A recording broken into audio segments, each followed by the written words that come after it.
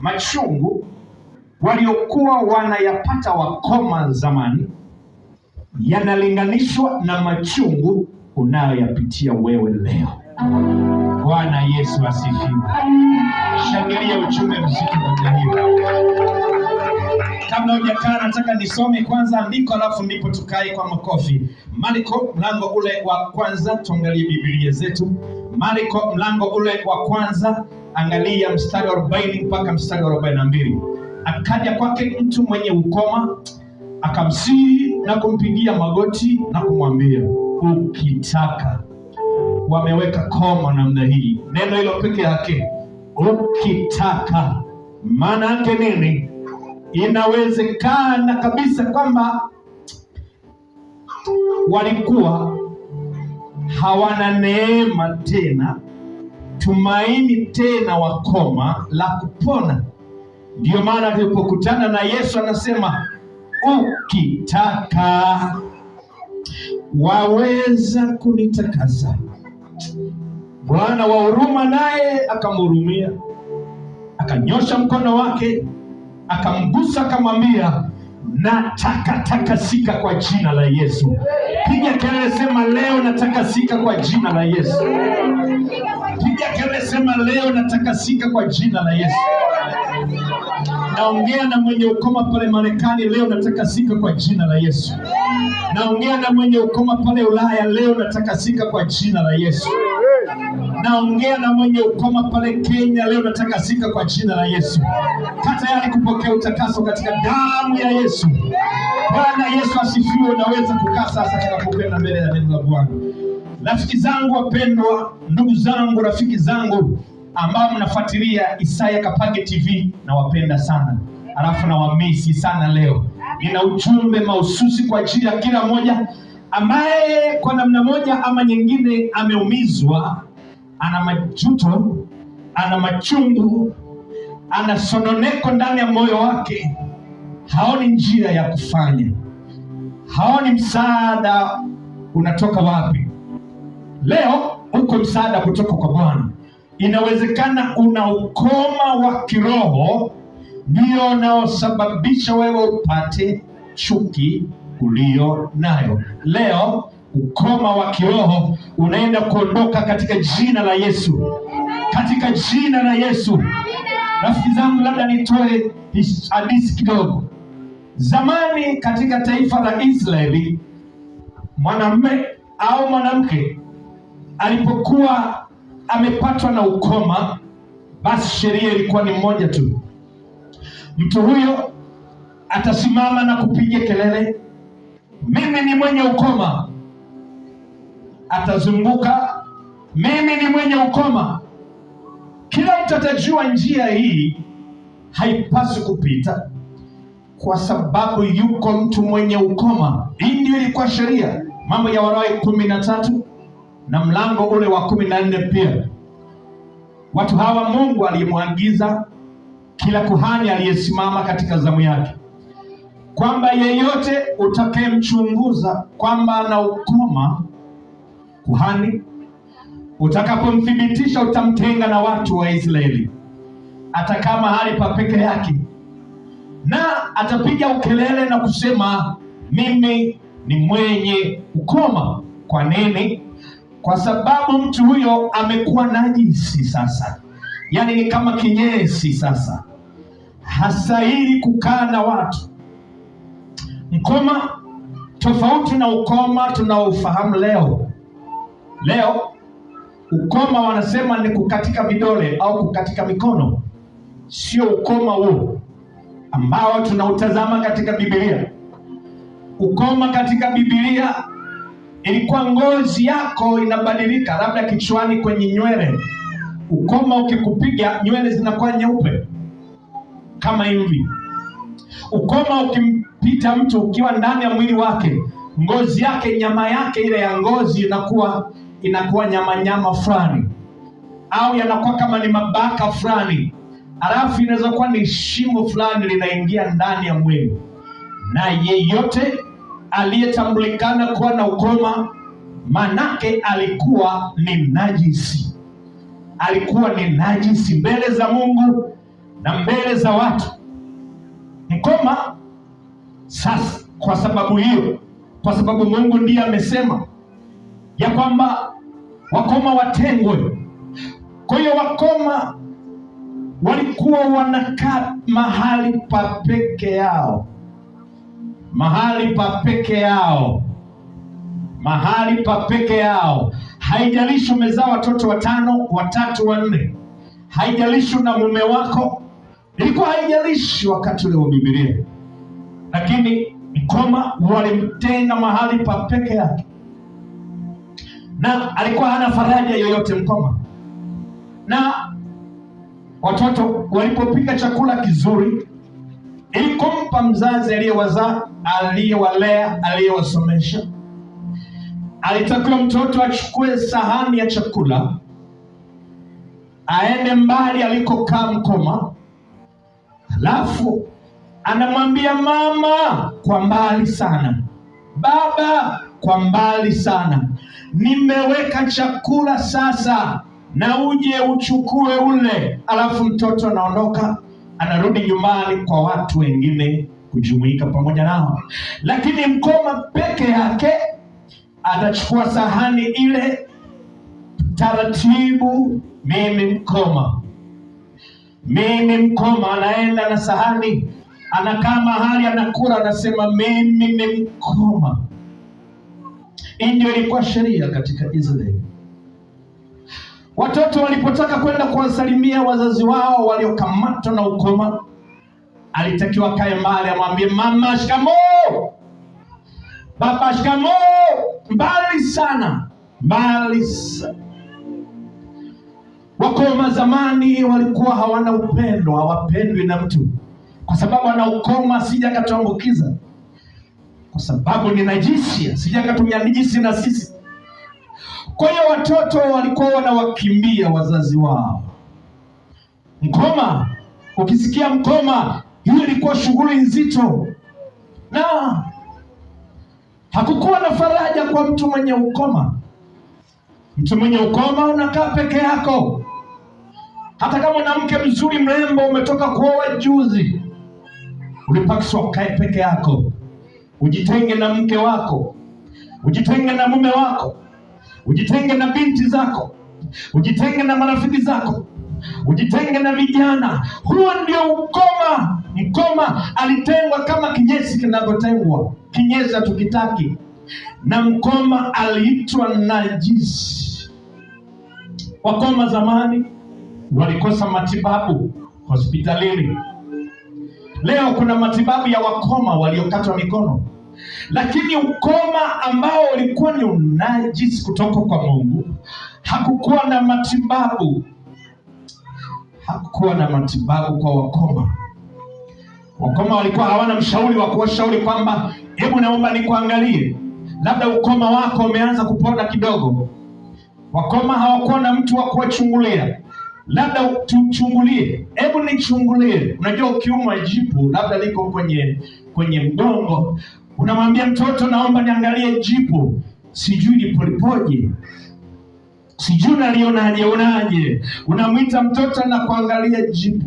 Lakini wakoma hawakuwa na mtu wa kufanya hivi. Wakoma hawakuwa na mtu wa kuangalia jipu, yaani ukoma. Maana ukoma ulikuwa unaingia ndani kidogo, ndani ya ngozi. Ukoma ni ugonjwa mbaya, ni ugonjwa ambao hautakiwi kumpata mwanadamu. Hawakuwa na watu ambao waliweza kuwahurumia, wala hawakutakwa na watu wakoma zamani. Hawakuwa na kazi wakoma. Jaribu kufikiri, huna mume, huna mtoto, huna mke, huna ndugu. Ilikuwa kuwaje wakoma? Ilikuwa ni shughuli nzito. Mkoma alitengwa. Ndio maana unakumbuka katika Wafalme mlango wa 2 mstari wa 7, mlango wa 7, 3 mpaka 4. Wale wakoma 4, kulikuwa na vita kati ya Israeli na Washamu. Sasa Washamu wakawa wamekuja kundi kubwa ili waangamize Israeli. Sasa kukawa kuna njaa kubwa katika taifa la Israeli. Biblia inatuambia kwamba kulikuwa na wakoma wanne. Hebu angalia uzito ulivyokuwa. Hawa wakoma wanne walikuwa ni Waisraeli, walikuwa ni Wayahudi. Wakoma hawa wakatafakari wote wanne, tukienda Israeli kuna njaa, tukienda kule vitani watatuua. Lakini kwa sababu wamekataliwa na jamii, kwa sababu hakuna mtu anayewapenda, kwa kuwa hata Wayahudi wenzao wamewakataa, kwa kuwa wapendi na mtu yeyote, wale wakoma wanne wakasema maneno haya kwa uchungu mkubwa.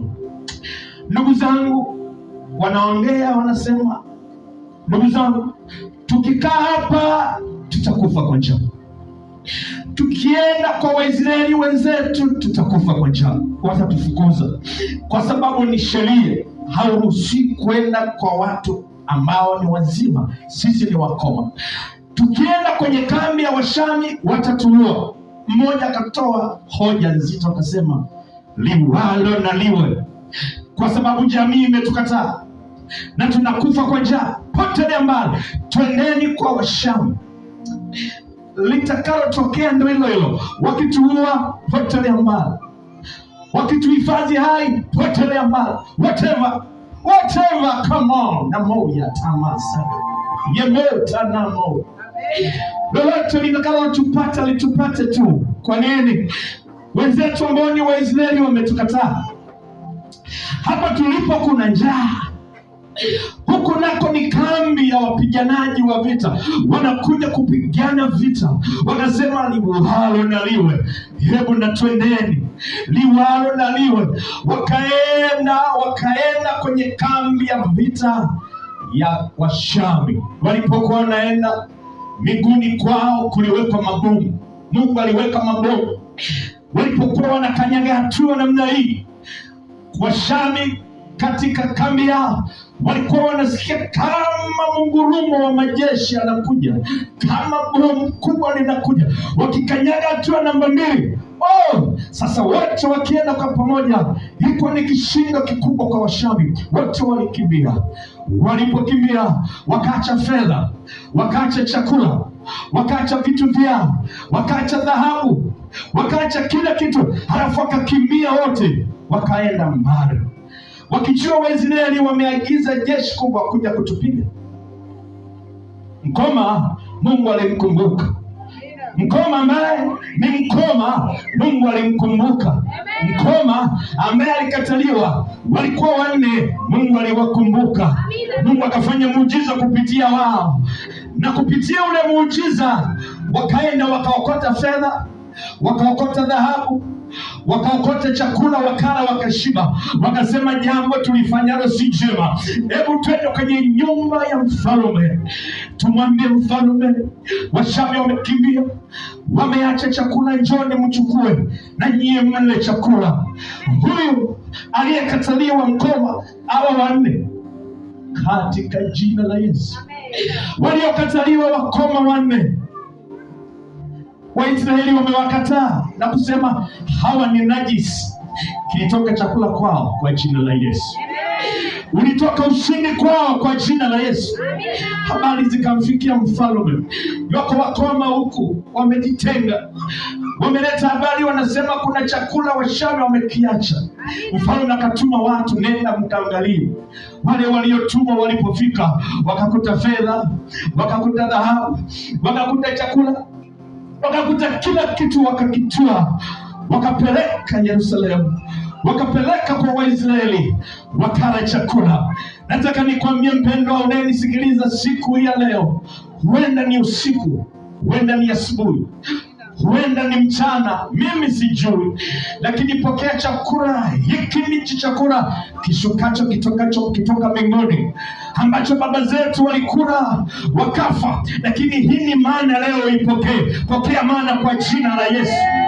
Pokea maana kwa jina la Yesu. Ndio naongea na wewe. Huenda una ukoma wa kiroho, huenda una ukoma wa kiroho, huenda una ukoma wa kiroho, huenda una ukoma wa kiroho. Jamii imekukataa, jamii imekukataa kwa sababu unaumwa sana, kwa sababu unaumwa sana. Umekaa sana hospitalini Muhimbili, umekaa sana KCMC, Moshi Kilimanjaro, umekaa sana Bugando, umekaa sana kwenye hospitali ya rufaa. Ndugu zako wametoa fedha, wameuza viwanja, wameuza nyumba, alafu bado haupati uzima. Nasema huo ni ukoma mpendwa. Nasema huo ni ukoma mpendwa. Nisikilize, 2026 ni mwaka wa neema juu ya neema. Mungu anataka kupita juu yako leo. Mungu anataka kupita juu yako leo. Mungu anataka uondoe ukoma ulionao. Huo ni ukoma wa kiroho. Nasema huo ni ukoma wa kiroho. Utatoka leo kwa jina la Yesu. Utatoka leo kwa jina la nani? Ndio umekataliwa. Wanasema po tukatere kila siku kumketa yuyo, kila siku tukamwangalia yeye, kila siku tutoe gharama za fedha twende tukamwangalia huyu mgonjwa. Watoto wako wamechoka, mumeo amechoka, mkeo amechoka. Huo ni ukoma wa kiroho. Nasema huo ni ukoma wa kiroho. Nasema huo ni ukoma wa kiroho. Nizungumze maneno mangapi? Ngoja nikwambie, yuko Msamaria mwema anapita mchana wa leo. Yuko Msamaria mwema anapita jioni ya leo. Yuko Msamaria mwema anapita usiku wa leo. Yuko Msamaria mwema anapita pale ulipo kwa jina la Yesu. Kwa jina la Yesu. Kwa jina la Yesu. Kwa jina la Yesu. Yule aliyekuwa na ukoma kamwambia Bwana, ukitaka come on, ukitaka waweza kunitakasa come on, ukitaka. Manake Waisraeli wote na Walawi wote na makuhani wote wametutoa pembeni, tumeka out, hatuna hospitali ya kwenda. Tumesikia wewe una huruma sana Yesu. Tumesikia wewe unafanya mambo kwa huruma, maana umetumwa na Mungu. Ukitaka basi, please, tafadhali. Mimi nimekataliwa na ukoma, lakini ukitaka wewe. Umefika mahali umechoka na matatizo, umechoka na magonjwa, umeomba miaka 30 iliyopita, 5, 10, magonjwa bado hayaondoki. Umeenda kwenye kila hospitali kubwa na za rufaa, umeenda Muhimbili, umeenda hospitali nzito. Kama yule mkoma anasema nimetafuta wa kunisaidia, hayupo. Ukitaka wewe Yesu unaweza kunitakasa. Bwana wa huruma Yesu alimwangalia mwenye ukoma, akaangalia mateso tunayoyapata wanadamu. Akaangalia mashetani yasionekana kwa mwili yanavyotutesa wanadamu. Yesu wa huruma, Yesu wa huruma akasema nataka utakasike sasa hivi kwa jina la Bwana. Akamwambia nataka takasika. Hakuweka mkono juu yake, lakini akasema neno tu. Huyu Yesu aliyekuwa neno akafanyika mwili, nasi tukauona utukufu wake, utukufu kama wa mwana wake Mungu na pendo lake. Akamwambia nataka takasika. I will. Nataka takasika. Come on.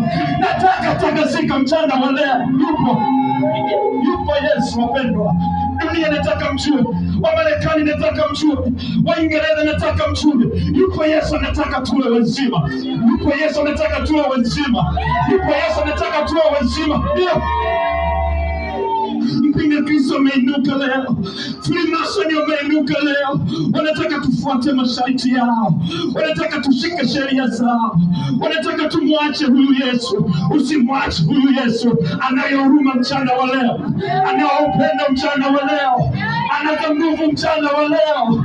Anakupenda pale ulipo lala kitandani. Anataka uinuke leo. Unaweza kuinuka kwa jina la Yesu.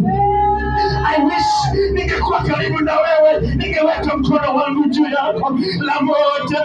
Mesa yambo lemesa kata mayo. Anapita mchana wa leo pale ulipo nyumbani. Anapita mchana wa leo pale ulipo lala kitandani. Anapita pale ofisini ulipo. Anataka uwe mzima. Usiendelee kuvunjika moyo. Ndio. Hata mke wangu amenikimbia kwa sababu ya ugonjwa. Ndio mwanaume unalia. Hata watoto nao wamenikimbia, wameondoka kwa sababu ya magonjwa. Mke wangu ameniacha, halafu nasikia ameolewa na mwanaume mwingine. Wewe ni kama unauma ukoma. Liko tumaini leo kwa jina la Yesu. Liko tumaini leo kwa jina la Yesu. Anapita Yesu Msamaria mwema, anapita Yesu Msamaria mwema, anataka kuponye. Wangapi nataka awaponye leo kwa jina la Yesu? Nampenda Yesu, nampenda Yesu. Amenipa ujumbe tangu Jumatatu, amenipa ujumbe tangu Jumatatu wiki iliyopita. Ameniambia, mchungaji Kapagi, kuna watu wangu wana ukoma wa kiroho, kuna watu wangu wana ukoma wa kiroho, lakini hawajui ya kwamba mimi ni Msamaria mwema. Hebu nikupe kisa hiki katika Luka mlango wa 10. Yesu akasema, mtu mmoja alitoka Yerusalemu akaenda Yeriko. Yeriko ilikuwa ni chini namna hiyo. Anasema pale njiani alikutana na wanyang'anyi. Wakampiga, wakamvua nguo, wakamwacha nusu ya kufa. Halafu anatoka nao. Halafu hakuna mtu yeyote ambaye aliweza kumwangalia. Alipita kuhani mtaa ule, njia ile, kuhani mtumishi wa Mungu. Alipomwona alipita kando, akasema acha niwahi service, acha niwahi church service, akasema acha niwahi ibada. Akamwacha yule mtu amelala pale, anatoka damu, anakaribia kufa. Yesu akasema, akapita na Mlawi mhudumu wa madhabahu naye katika njia ile ile. Alipomwona akapita kando, akapita kando. Ndivyo ilivyo mpendwa. Ndugu zako leo hawakuangalii tena, wanapita mbali na wewe.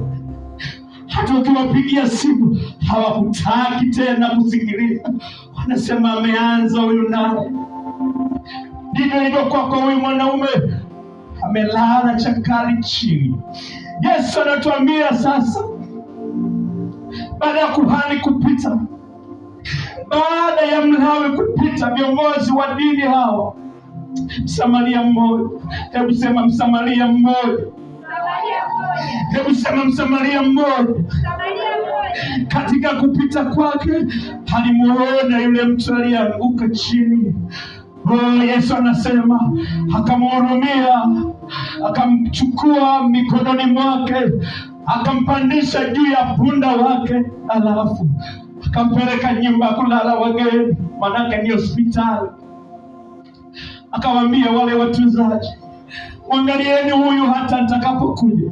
Mpeni dawa zote anazozihitaji, mpeni chakula chote anachokitaka. Halafu Bwana kaondoka. Unamjua Msamaria ni nani? Walipomuona Yesu akasema, huyu ni Msamaria. Wasamaria ni wachafu, Wasamaria walikuwa ni wachawi. Walisema Yesu huyu ni Msamaria. Anayetamkwa hapo Msamaria mwema alipopita pale, baada ya kuhani kupita, baada ya Mlawi kupita, Msamaria mwema ni Yesu Kristo, mwana wa Mungu aliye hai, aliyezaliwa pasipo mbegu ya mwanaume, aliyekufa, alitoa uhai, alafu akautoa tena. Huyo ndiye Msamaria mwema. Huyo ndiye Yesu wa Nazareti. Alimchukua yule mgonjwa, alimbeba yule mgonjwa. Anataka kubebe mchana wa leo, anataka kubebe jioni ya leo, anataka kubebe usiku wa leo, anataka kubebe pale ulipo siku ya leo. Ngoja nikwambie, atakupeleka mahali ambapo wako watumishi wake kama mimi, wako watumishi wake wanaokuombea maombi mazuri kama haya atakuombea leo. Yuko Yesu anapita kama Msamaria. Alimpeleka hospitalini, alimpeleka nyumba kulala wageni. Yuko Yesu mchana wa leo. Yuko Yesu. Unaposikia sauti hii inaunguruma kama simba, ni Yesu yuko ndani yako. Anataka kusema nawe leo, anataka kufungue leo, anataka kuponye leo, anataka kutakase leo, anataka kuinua leo, anataka kupe mwisho mpya kwa jina la Yesu. Umekata tamaa, unasema nimekataliwa. Ndio, wanaokataliwa ni wenye ukoma. Unasema nimekataliwa na uchumi, nimekataliwa na uchumi. Nilikuwa nashika pesa yote imeondoka. Baada ya pesa kuondoka, sasa ninanuka, sina fedha tena, nimejaa madeni, sina mtu wa kumsaidia. Msamaria mwema yupo kwa jina la Yesu. Sikiliza nikwambie rafiki yangu, moyo wangu na uchungu, ni kama niko na wewe pale ulipo. Ninaongea habari za kweli. Yuko msamaria mwema, anaweza kukulipia deni zako kwa jina la Yesu. Sema haleluya, haleluya. Nafahamu baba mmoja Kilimanjaro niji akaniambia, mchungaji, ninadaiwa, natamani kufa, nina gari nauza, hebu nunua mchungaji hii gari ili nikalipe deni. Nina shamba langu mchungaji, nataka niliuze. Kwa nini? Ninadaiwa deni. Deni linauma kama moto, deni lina roho ya mauti, deni ni kama roho chafu ya ukoma. Nataka nikwambie, yuko Yesu anaweza kulipa hilo deni kwa jina la Yesu. Alikuwa anadaiwa yeye, Yesu na Petro na mitume wengine. Walipokuwa wanadaiwa, Yesu akamwambia Petro, ninajua deni linavyouma. Hebu sasa Petro, chukua ndoana. Petro akachukua ndoana. Akamwambia Petro, nenda baharini kavue samaki mmoja tu. Utakayemvua huyo, ndani yake kuna shekeli. Shekeli manake nini? Shekeli ni kipande cha dhahabu ambacho kilikuwa na uzani na uzito ambao uligharimu kwa sasa hivi dola 30,000 za Kimarekani. Ukifanya hesabu ya pesa ya Kitanzania ni kama milioni 75 za Kitanzania. Ngoja nikwambie, akamwambia Petro, kamtoe huyo samaki kule mdomoni, chukua ile shekeli. Mimi huwa najiulizaga maswali, alijuaje kwamba kwenye ile bahari yuko samaki? Alijuaje Yesu huyo samaki na shekeli mdomoni mwake? Yesu alijuaje? Ni Mungu basi. Ni Mungu basi, kwa jina la Bwana anajua yote. Haleluya. Ni mwanzo tena ni mwisho. Bwana asifiwe. Nasema Bwana Yesu asifiwe. Anajua ulivyo tangu ulipoumbwa, ulipotoka mbinguni, sio tumboni kwa mama yako. Anakujua kwa jina la Bwana, anakufahamu kwa jina la Bwana, alikuleta kwa kusudi duniani kwa jina la Bwana. Shetani alipoliona hilo kusudi, amekuletea shida, amekuletea ukoma wa kiroho. Leo anaondoka kwa jina la Yesu. Leo anaondoka kwa jina la Yesu. Wapendwa, piga kelele Yesu, Yesu, Yesu. Haleluya, haleluya. Nataka takasika mchana wa leo. Piga kelele, nataka takasika asubuhi ya leo. Piga kelele, nataka takasika siku ya leo. Wanawake wamezubaa pale, wanazunguka na watoto. Nasema nataka takasika mchana wa leo. Wanaume pale ulipolala, yuko Yesu. Bwana niwaambie dunia mpate kujua, Yesu anarudi sasa. Yesu anakuja kuchukua watu wake ili tuingie mbinguni. Bwana nikwambie, lazima aonyeshe ubabe wake, lazima aonyeshe umungu wake, lazima aonyeshe ukuu wake, ya kwamba kila mwenye ukoma lazima atakasike, ili watu wapate kumjua Bwana, watu wapate kumfuata Bwana, watu wapate kuokolewa. Piga kelele haleluya. Namuona yule pale bado na ukoma wa kiroho. Namuona yule pale bado na ukoma wa kiroho. Na kumpili maneno haya hayamgusi chochote. Uko ukoma wa kiroho. Uko ukoma wa kiroho. Nataka nikwambie, hali yoyote unayopitia ambayo imekufanya ukataliwe, uwe hauna upendeleo na ndugu zako na rafiki zako na jamaa zako, kuachwa kwenye ndoa, kuachwa na mke na mume, huo ni ukoma wa kiroho. Yesu anakwenda kukurudishia mumeo kwa jina la Yesu. Anaenda kukurudishia mkeo kwa jina la Yesu. Nataka tushangilie, achana na watoto. Nataka tupige kelele leo, arudi kwa jina la Yesu. Waliotuacha bila ya kosa, awe ni mwanaume, awe ni mwanamke, arudi kwa jina la nani? Arudi kwa jina la nani? Arudi kwa jina la nani? Mimi nashangaa mambo ya Walawi, Hesabu 14. Ukianzia pale mwanzo ukisoma, neno la Mungu linasema hivi, hata ukuta wa nyumba ulikuwa na wenyewe unapata ukoma. Kaenda mbali zaidi, anasema hata zulia la ndani kama hili unaloliona hapa kanisani, na lenyewe lilikuwa linapata ukoma. Mimi nikashangaa, inakuwa kuwaje? Anasema hivi, hata nguo, shuka nilipata ukoma. Mimi nimekaa chini nikatafakari, nikamuuliza huyo Bwana, huyo Roho, inakuwaje ukoma ulipata na wenyewe ukoma? Ukuta unapataje ukoma? Akaninong'oneza, sikiliza nikwambie, wakati wowote mwanadamu huwa ninamtenga anapokuwa anafanya dhambi, anaonekana najisi mbele yangu anapofanya dhambi. Sikiliza nikwambie, dhambi inatusababishia tuwe najisi mbele za Mungu. Ndio? Sema ndio. Sema ndio. Dhambi ndio iliyomtenga Adamu na Eva na Mungu. Walipofanya dhambi wakaonekana kuwa najisi mbele za Bwana. Ndicho chanzo cha ukuta na chenyewe kupokea ukoma. Kivipi? Unapozini na mwanamke, mwanaume mzima una watoto 5, 6 na mkeo, mwanamke mzima una watoto 6, 7 na mumeo. Unapotoka na kwenda nyumba za kulala wageni, unapotoka na kwenda mahali kufanya zinaa, kufanya usagaji, kufanya usodoma, unapofanya vile, ukuta unaangalia, ukuta unatazama, na wenyewe una aksi ile dhambi yako, unaenda ndani ya ukuta, ukuta unajisika na lile pazia pia, na kile kitambaa, na lile zulia pia, hata suruali yako, hata sketi yako, na yenyewe inakuwa na ukoma mpaka kuhani ajiangalie, huu ni ukoma utaisha wenyewe au ukoma mpaka sadaka itolewe, ndipo huyu mtu apone, kwa sababu nguo zilishuhudia zina yako, kwa sababu nguo zilishuhudia ulawiti na ubakaji, na zenyewe zimepata unajisi, zimenajisika.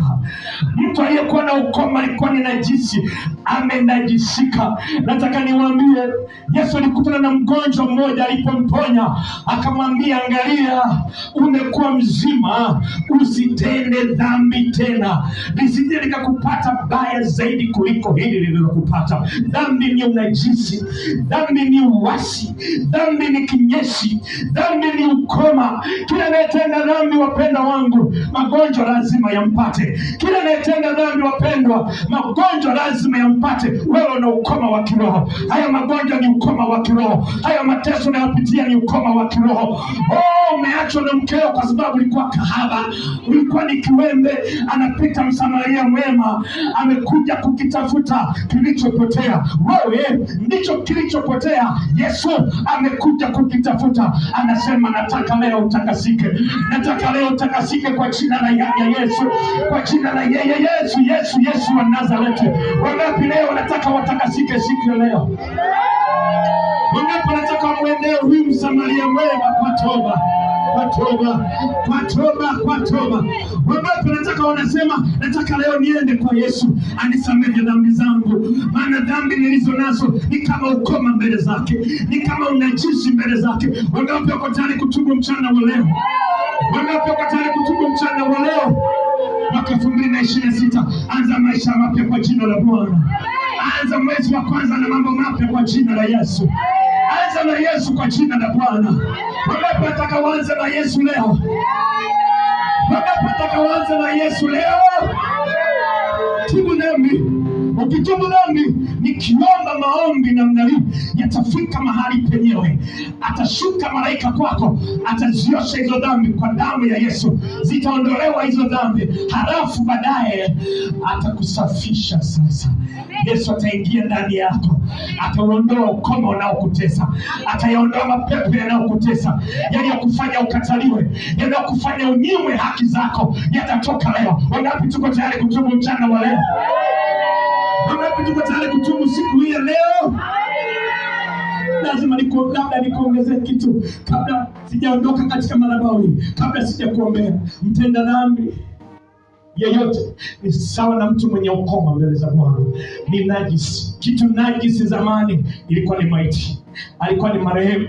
Kama umeenda kwenye msiba ukaiona maiti zamani, ulikuwa lazima ukirudi nyumbani uoshe mikono yako, uoge uwe safi, ndipo uingie ndani.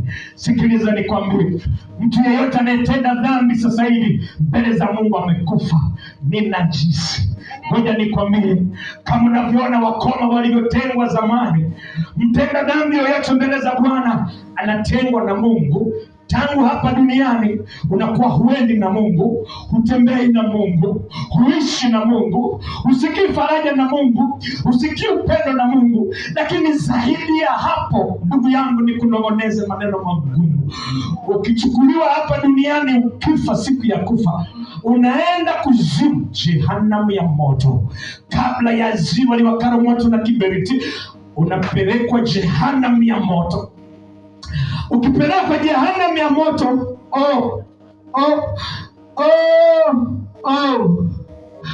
hapo ndipo patamaniki atakupaongelea tena.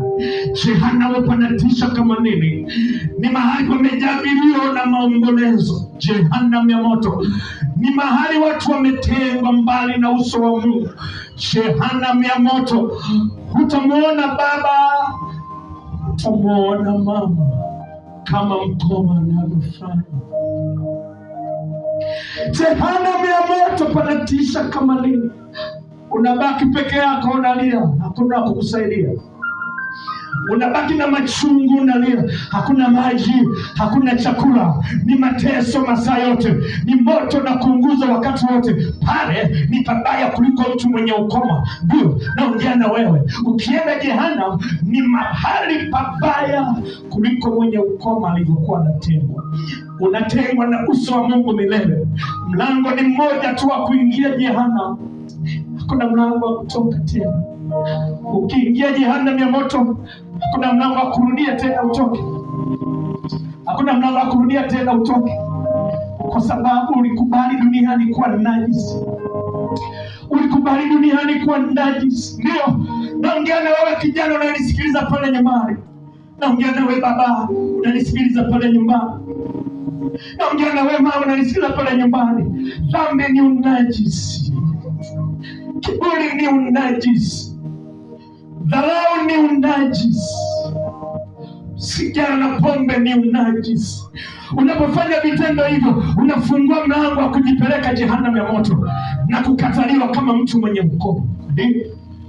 Unapoangalia picha za uchi siku hizi za mwisho, Freemason wameachilia utupu wa mwanamke, tena binti wa miaka 18 mpaka 30 wako uchi wa mnyama, halafu anajibinua kwenye mitandao. Lengo lao ni kuwakusanya wajinga, vijana wajinga ambao watakodolea macho utupu wa mwanamke, watakodolea macho uchi wa mwanamke. Ndio lengo lao, wawakamate fahamu zao ili wawapeleke kuzimu kwa shetani, waende motoni kwa shetani. Nataka niwaambie vijana, mkataeni shetani, mkataeni mpinga Kristo, mkataeni nabii wa uongo. Acheni picha zao chafu, achaneni na picha za sex, achaneni na picha hizo chafu, achaneni na hizo picha chafu. Ni shetani anawatumia hao akupeleke mahali pa kukataliwa milele, mahali pa kukataliwa milele. Acha dhambi mpendwa, acha dhambi rafiki yangu, acha sigara mpendwa. Ibilisi anakuvuta ili ukakataliwe na Mungu kama mtu mwenye ukoma. Acha disco rafiki yangu, acha bongo flava rafiki yangu, acha kiburi kwa mumeo rafiki yangu, acha kumdharau mumeo rafiki yangu.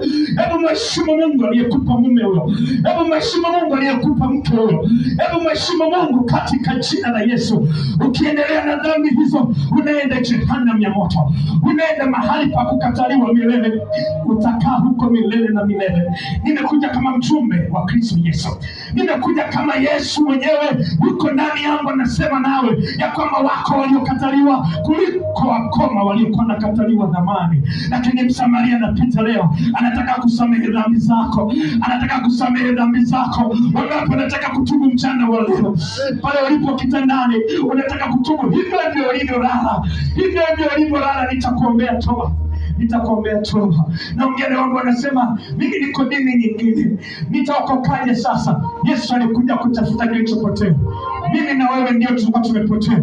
Yesu hana dini. Yesu ni Bwana wa mabwana, mfalme wa wafalme. Hana dhehebu wala hana dini, amebeba usafi na utakatifu. Wangapi anamtaka huyo Yesu siku ya leo? Kama namtaka Yesu kutoka ndani ya moyo wako, namalizia kwa kusema alikuja Yesu duniani kwa ajili yetu tuliokataliwa. Alifanyika masikini ili sisi tulio masikini, japo yeye alikuwa ni tajiri, sisi tupate kuwa matajiri. Bwana Yesu asifiwe. Bwana Yesu asifiwe. Anataka kupa utajiri, sio wa fedha peke yake, utajiri wa kukaa na yeye mbinguni milele na milele. Bwana asifiwe. Alafu akupe fedha, alafu akupe usafi na uaminifu. Wangapi wanataka leo watubu hizo dhambi leo? Hebu tubu dhambi zako, usimwangalie mkeo, usimwangalie mumeo. Hii ni sauti ya mtu aliye nyikani. Tengeneza njia ya Bwana, yanyoshe mapito yako. Kila tawi lisilozaa, miaka michache ijayo, miezi michache ijayo, mtasikia habari za kushangaza. Kila tawi lisilozaa linaenda kukatwa, tawi linalozaa litanyakuliwa kwenda mbinguni. Tunaenda kunyakuliwa hivi punde, muda si mrefu. Watakatifu tunaenda nyumbani mbinguni. Vipi, umejiandaa tayari? Vipi, umejiweka tayari?